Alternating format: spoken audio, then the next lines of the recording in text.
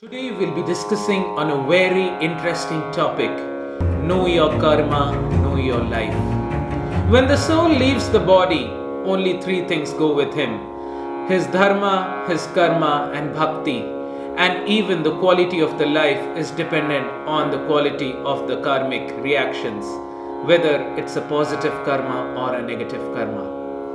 So there are three types of karma: individual karma, collective karma, and shared karma. First, we discuss on the individual karma. Each one of us individually experiences the reaction of our own good and bad karmas. We cannot experience others' happiness or distress, and vice versa. How can a barren woman fully feel or experience the labor pain of a childbirth? Condemning a suffering person, claiming that he deserves the reaction of his bad karma, is in itself a bad karma. Rather, offering a prayer or serving him with kindness and compassion to elevate suffering can elevate us also.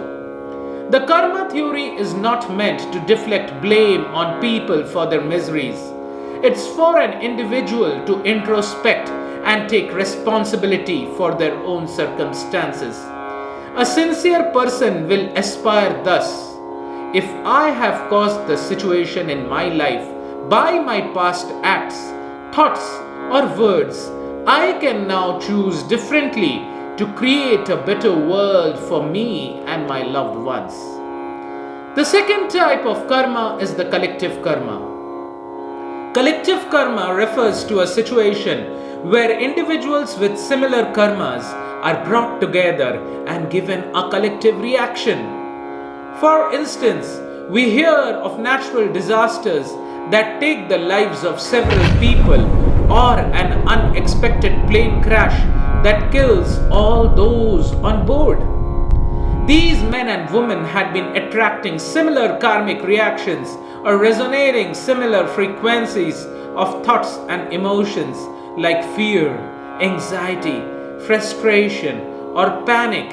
So nature brought them together at a common place or an event, like in the instance mentioned above, an airplane or an earthquake. One who has not attracted the same intensity of reaction to one's karma might strangely survive such collective karma. Like in a plane crash example, a person might miss the flight because he couldn't make it to the airport on time. For example, in 2004, when the tsunami tragedy struck, thousands were killed on the beach, but a few divers in the ocean narrowly escaped death. During the devastating earthquake in Nepal, a whole building fell to the ground, but a small child escaped unharmed amid the debris discovered a day later. And the third type of karma is the shared karma. People who are bound together by a commitment or a relationship like a family, a community, or a nation share a part of the reaction, whether good or bad, of another member's karma. That is a part of shared karma.